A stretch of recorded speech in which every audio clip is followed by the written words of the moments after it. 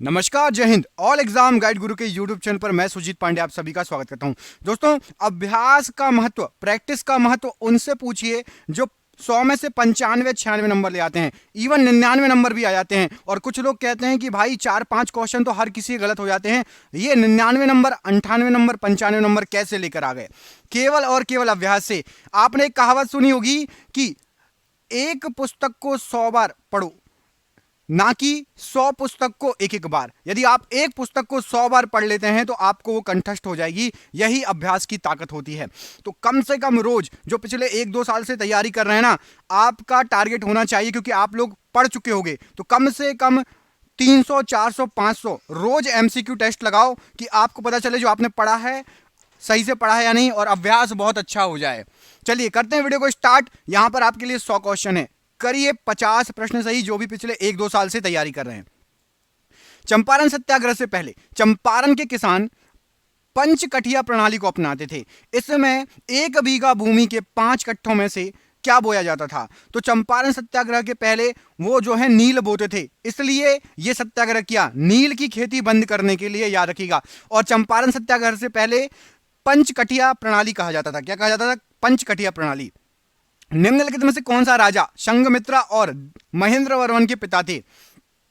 तो संघमित्रा और महेंद्र वर्मन के पिता अशोक थे। मतलब अशोक के बेटे कौन कौन थे? एक था संघमित्रा, दूसरा महेंद्र वर्मन। अशोक के बेटे थे ये दोनों। कनिष्क किस वंश से संबंधित थे? तो कनिष्क जो है ये आपके संबंधित थे कुषाण वंश से। ऑप्शन नंबर यहां पर सी, कुषाण वंश, प्रश्न के लिए बिल्कुल सही आंसर हो जाएगा। किस मुगल सम्राट को अंग्रेजों ने रंगून भेज दिया था? तो बहादुर शाह जफर को रंगून भेज दिया गया था। ऑप्शन नंबर ए, बहादुर शाह जफर को रंगून भेज दिया गया था। और इनको 1857 की सबसे कमजोर कड़ी माना जाता था। बहादुर शाह जफर को एक क्वेश्चन आता था कि 1857 की सबसे कमजोर कड़ी किसको माना जाता है? तो बहादुर शाह जफर को माना जाता है। इनमें से कौन सा चीनी यात्री नालंदा आया और छात्र और शिक्षक दोनों के रूप में रहा? तो आपका जो हेनसांग है ये नालंदा विश्वविद्यालय आया था। सबसे पहले तो वहां से इसने शिक्षा ग्रहण की, छात्र रहा, उसके बाद शिक्षक बन गया। Option number C, Hiuen Tsang right answer है।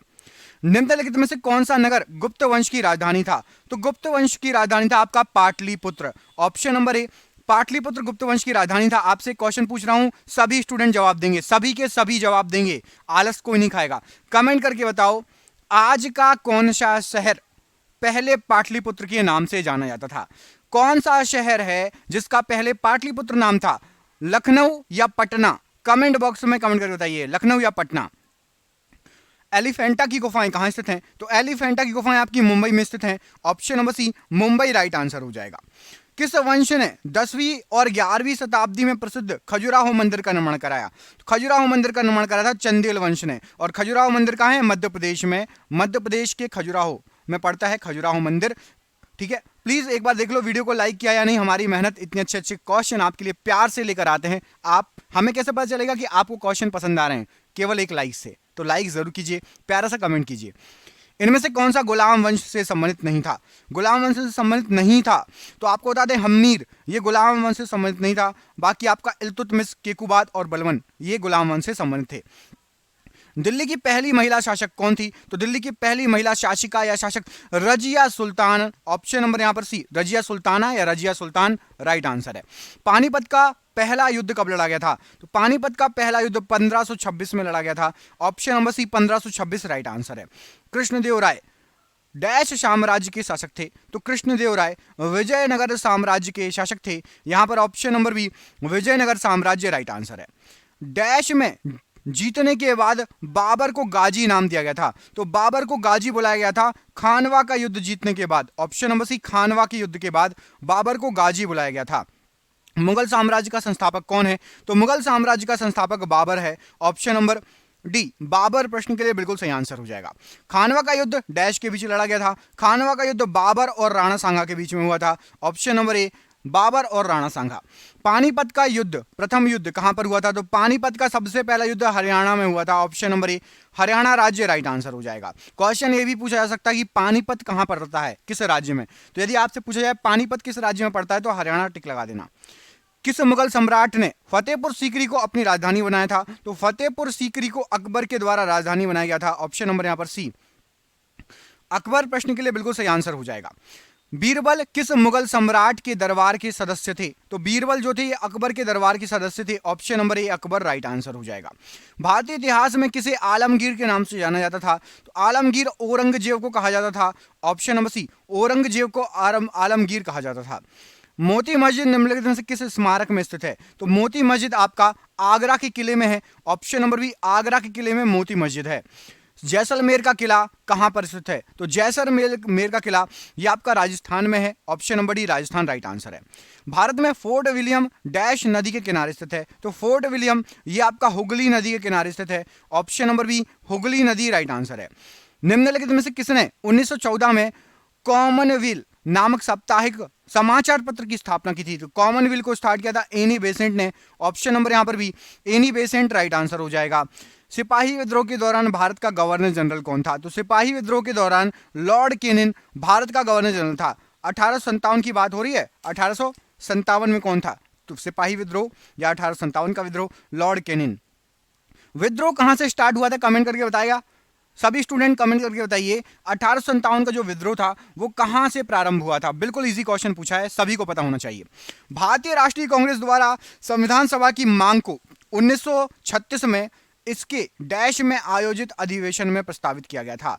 तो राइट आंसर हो जाएगा संविधान सभा की मांग को फैजपुर में जो आपकी अधिवेशन हुआ था उसमें प्रस्तावित किया गया था। Option number B Faizpur right answer है। महात्मा गांधी की अध्यक्षता में भारतीय राष्ट्रीय कांग्रेस का अधिवेशन कहां आयोजित किया गया था? एक बार ही उन्हें अध्यक्ष बने हैं सम्मेलन के, कांग्रेस का जो रहता था अधिवेशन रहता था बेलगाम। ऑप्शन नंबर सी बेलगाम।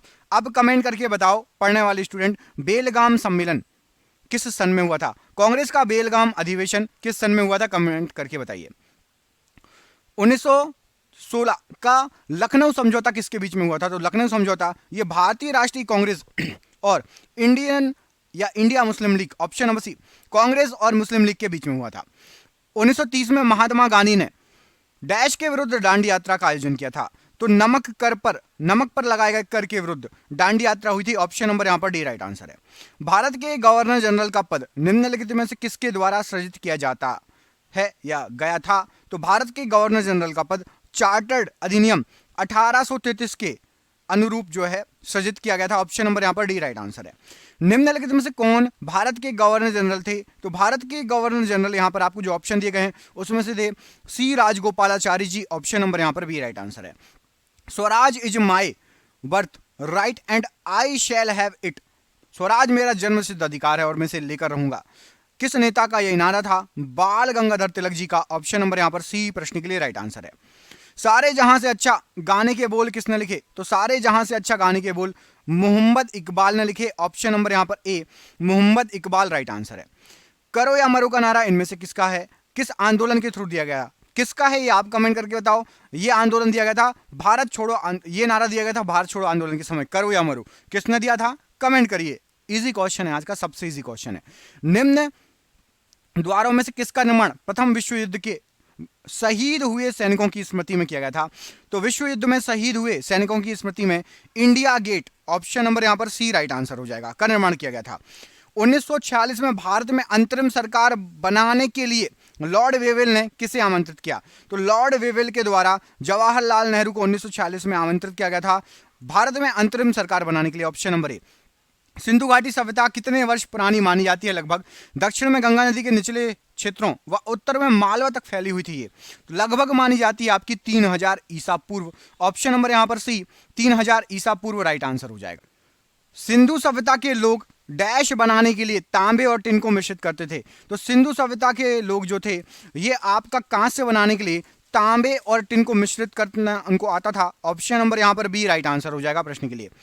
निम्नलिखित में से कौन सा सिंधु घाटी सभ्यता का महत्वपूर्ण स्थान नहीं है? तो सिंधु घाटी सभ्यता का आजमगढ़ ये महत्वपूर्ण स्थान नहीं है। बाकी कालीबंगा, मोहनजोदाड़ो, हड़प्पा सिंधु घाटी सभ्यता का है, आजमगढ़ नहीं है। मोहनजोदाड़ो नाम का अर्थ मुर्दों का टीला किस भाषा में दिया गया है? तो मोहनजोदाड़ो का अर्थ मुर्दों का टीला जो है सिंधी भाषा में इसको मोहनजोदाड़ो बोला जाता है। हिंदी में मुर्दों का टीला और सिंधी में मोहनजोदाड़ो। सबसे पुराना वेद इनमें से कौन सा है? तो सबसे पुराना वेद आपका ऋग्वेद है। Option number D Rigveda right answer है। ऋग्वेद में ऐसे डैश मंत्र हैं जिनमें अप्रमाणिक वल्खिल्य भजन शामिल हैं? तो राइट आंसर हो जाएगा ऋग्वेद में 1028 मंत्र हैं। ऑप्शन नंबर बी 1028 मंत्र राइट आंसर है।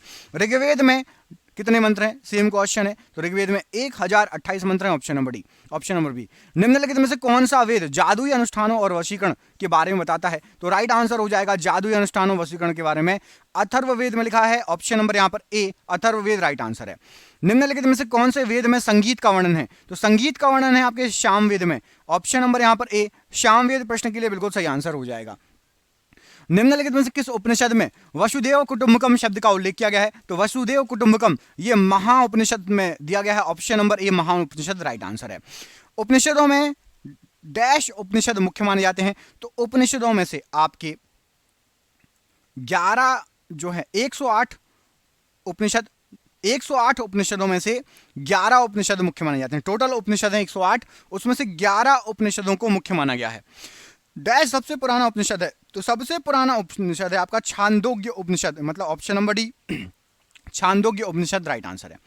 आर्य संस्कृति के सर्वोच्च काल में गंगा घाटी के जनपद जो कितने संख्या में महाजनपद थे? तो महाजनपदों की संख्या सिंपल पूछी है, इसको घुमा के पूछा है। महाजनपद टोटल 16 थे 16 महाजनपद थे।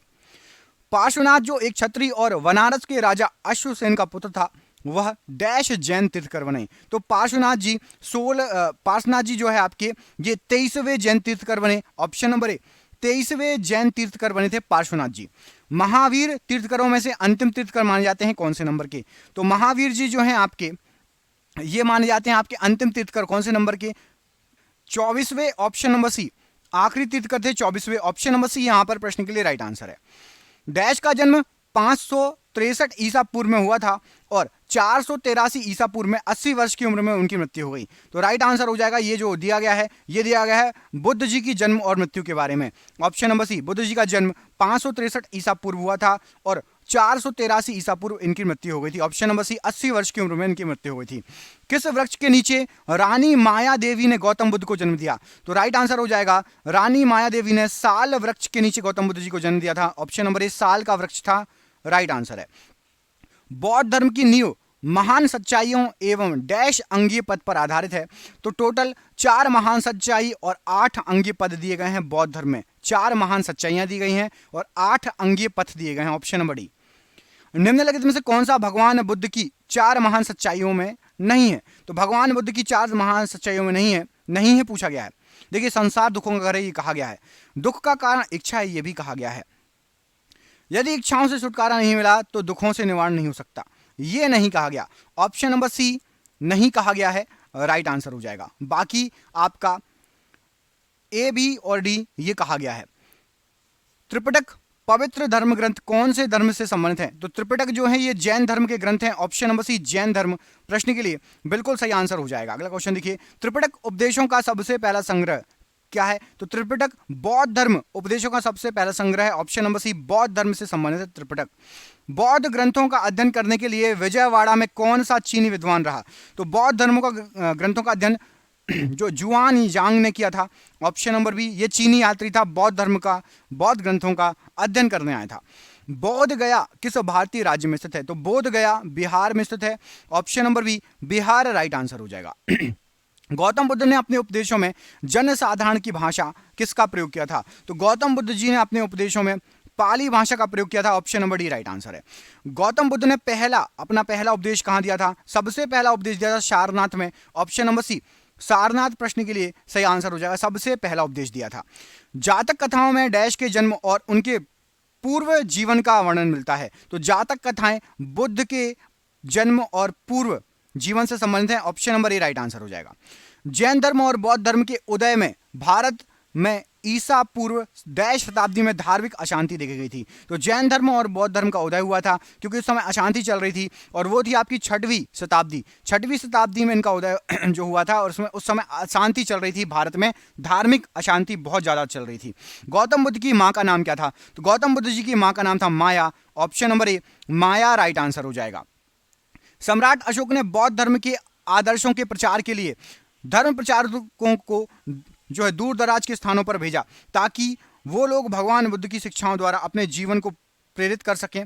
इन धर्म प्रचारकों में उनका पुत्र और पुत्री शामिल थे। उनका नाम क्या था? तो अशोक ने महेंद्र और संघमित्रा को भेजा था बौद्ध धर्म के प्रचार के लिए। यहां पर ऑप्शन नंबर आपका सी प्रश्न के लिए बिल्कुल सही आंसर हो जाएगा। डैश ने धर्म विजया धार्मिकता द्वारा विजय की नीति अपनाई थी। धार्मिकता द्वारा विजय की नीति, तो धार्मिकता द्वारा विजय की नीति अपनाई गई थी अशोक के द्वारा। ऑप्शन नंबर यहां पर सी, अशोक ने धार्मिकता द्वारा विजय की नीति अपनाई थी। अशोक के शासनकाल की सबसे महत्वपूर्ण घटना कलिंग आधुनिक युग डैश पर विजय थी, जो उनके जीवन काल का एक महत्वपूर्ण परिवर्तन सिद्ध रहा। तो कलिंग जो था ये आपका राइट आंसर क्या हो जाएगा कलिंग को लेके, तो कलिंग जो था ये Orissa, option number D Orissa प्रश्न के लिए बिल्कुल सही आंसर हो जाएगा, याद रखिएगा। अगला क्वेश्चन देखिए, चंद्रगुप्त का पुत्र डैश मौर्य साम्राज्य के सिंहासन पर बैठने वाला दूसरा शासक था। तो चंद्रगुप्त का पुत्र बिंदुसार, ऑप्शन नंबर डी, ये मौर्य साम्राज्य का दूसरा शासक था शासन पर बैठने वाला। सम्राट अशोक डैश का पुत्र था जो मौर्य वंश से संबंधित था। तो सम्राट अशोक बिंदुसार का पुत्र था जो कि मौर्य वंश से संबंधित था। Option number C Bindusara right answer है। सम्राट अशोक ने पत्थर के स्तंभों और पत्थर के तख्तों पर अपने कितने आदेश उत्कीर्ण करवाकर अपने राज्य के प्रमुख स्थानों पर स्थापित किए थे ताकि लोग तदनुसार आचरण कर सकें। तो राइट आंसर हो जाएगा टोटल 14, ऑप्शन नंबर यहां पर भी 14 प्रश्न के लिए बिल्कुल सही आंसर हो जाएगा। अगला क्वेश्चन देखिए, डैश मौर्य साम्राज्य की राजधानी थी। तो मौर्य साम्राज्य की राजधानी थी Pataliputra, option number B Pataliputra right answer है। कौटिल्य का अर्थशास्त्र हमें प्रशासन के बारे में जानकारी देता है। तो कौटिल्य का अर्थशास्त्र मौर्य प्रशासन के बारे में जानकारी देता है, ऑप्शन नंबर यहां पर बी राइट आंसर है। कुषाण राजाओं में सबसे मशहूर कौन थे जो कुषाण राजवंश में तीसरे शासक थे। तो कुषाण राजाओं में कनिष्क सबसे फेमस थे, ऑप्शन नंबर यहां पर डी कनिष्क राइट आंसर हो जाएगा। ईसा पूर्व डैश शताब्दी की शुरुआत में कुषाणों ने भारत की उत्तर पश्चिमी सीमा पर अपना अधिकार स्थापित किया। तो राइट आंसर हो जाएगा पहली ईसा पूर्व शताब्दी में कुषाणों ने भारत के उत्तर पश्चिम सीमा पर अपना अधिकार प्राप्त किया, option number C right answer है। उड़ीसा के उदयगिरी से हाथी गुम्फा शिलालेख कलिंग के राजा डैश ने लिखे थे। तो राइट आंसर हो जाएगा कलिंग राजा Kharavela, option number 1 Kharavela right answer है। हर्षवर्धन के राज्यसभा कवि कौन थे। तो हर्षवर्धन के राज्यसभा कवि आपके बाणभट्ट थे, option number B Banabhatta right answer हो जाएगा प्रश्न के लिए। हर्ष की मृत्यु के बाद 7वीं शताब्दी के आसपास प्रभुत्व में आए और उनके काल को भारत के अंधे युग के रूप में जाना था। कौन आए थे। तो राइट आंसर हो जाएगा राजपूत वंश आया था और उनके काल को अंधे युग के रूप में जाना जाता है, ऑप्शन नंबर ए राइट आंसर हो जाएगा। हर्ष की मृत्यु के बाद चंद्रगुप्त द्वितीय ने गुप्त साम्राज्य का डैश ईस्वी में गुजरात तक विस्तार कर लिया था। तो चंद्रगुप्त द्वितीय ने 390 ईस्वी में गुजरात तक गुप्त शासकों का जो है गुप्त साम्राज्य का विस्तार। हर्षवर्धन की मृत्यु के बाद प्रतिहार पाल एवं राष्ट्रकूट वंश के राजाओं ने डैश पर अधिपत्य प्राप्त करने के लिए दूसरे के साथ युद्ध किया था। तो राइट आंसर हो जाएगा इन लोग लड़े थे, ये लोग लड़े थे आपके कन्नौज के लिए, ऑप्शन नंबर बी कन्नौज प्रश्न के लिए बिल्कुल सही आंसर हो जाए। कन्नौज के लिए ये सभी आपस में लड़े थे। डैश 7वीं और 8वीं सदी में बहुत शक्तिशाली हो गए थे और कांचीपुरम उनकी राजधानी थी। तो राइट आंसर हो जाएगा 7वीं 8वीं शताब्दी में पल्लव वंश बहुत शक्तिशाली हो गया था, ऑप्शन नंबर ए। डैश पांड्य वंश की राजधानी थी। तो पांड्य वंश की राजधानी आपकी मदुरै थी, option number C Madurai right answer हो जाएगा। डैश ने मदुरै के आसपास के क्षेत्र पर शासन किया और 13वीं शताब्दी में सर्वोच्चता प्राप्त की। तो पांड्य लोगों ने मदुरै के आसपास शासन किया, 13वीं शताब्दी में सर्वोच्चता प्राप्त की पांड्यों ने। विंध्याशक्ति डैश वंश से के संस्थापक थे। तो विंध्याशक्ति ये वाकटक वंश के संस्थापक थे, ऑप्शन नंबर ए वाकटक वंश राइट आंसर है। पाल राजवंश का पहला राजा कौन था। तो पाल राजवंश का सबसे पहला राजा था आपका गोपाल, ऑप्शन नंबर ए गोपाल राइट आंसर हो जाएगा। तमिल कवि कंबन ने निम्नलिखित में से किस ग्रंथ के तमिल संस्करण का संकलन किया। तो कंबन के द्वारा लिखी गई थी तमिल में Ramayana, option number B Ramayana right answer हो जाएगा। निम्नलिखित में से किसने प्राचीन भारत में मृक्षकटिका पुस्तक संकलित की है। तो राइट आंसर हो जाए शूद्रक की पुस्तक है मृक्षकटिकम, ऑप्शन नंबर यहां पर भी शूद्रक प्रश्न के लिए बिल्कुल सही आंसर है। प्राचीन भारत में कल्हड़ द्वारा निम्नलिखित में से कौन सी पुस्तक लिखी गई। तो कल्हड़ के द्वारा राज तरंगिणी लिखी गई, ऑप्शन नंबर बी राज तरंगिणी राइट आंसर है। संगम काल में महाकाव्य शिल्पाधिकारम और मणिमेखले भाषा में लिखे गए हैं। तो ये दोनों तमिल भाषा के ग्रंथ हैं, शिल्पाधिकारम और मणिमेखले, ऑप्शन नंबर यहां पर डी राइट आंसर है। निम्नलिखित में से किसने संस्कृत नाटक मुद्रा राक्षस लिखा। मुद्रा राक्षस लिखी है विशाखदत्त ने, option number C Vishakhadatta right answer है। निम्नलिखित में से कौन सा प्राचीन ग्रंथ 5वां वेद भी कहा जाता है। तो राइट आंसर हो जाएगा महाभारत प्राचीन ग्रंथ है जिसको 5वां वेद भी कहा जाता है। निम्नलिखित में से किसने रघुवंशम संकलित किया है। तो रघुवंशम कालिदास के द्वारा संकलित की गई है। ऑप्शन नंबर यहां पर सी, कालिदास प्रश्न के लिए बिल्कुल सही आंसर है। पंचतंत्र के लेखक कौन है? विष्णु शर्मा पंचतंत्र के लेखक हैं। ऑप्शन नंबर बी यहां पर राइट आंसर है। निम्नलिखित में से किसने भारत के प्राचीन ग्रंथ नाट्य शास्त्र को संकलित किया?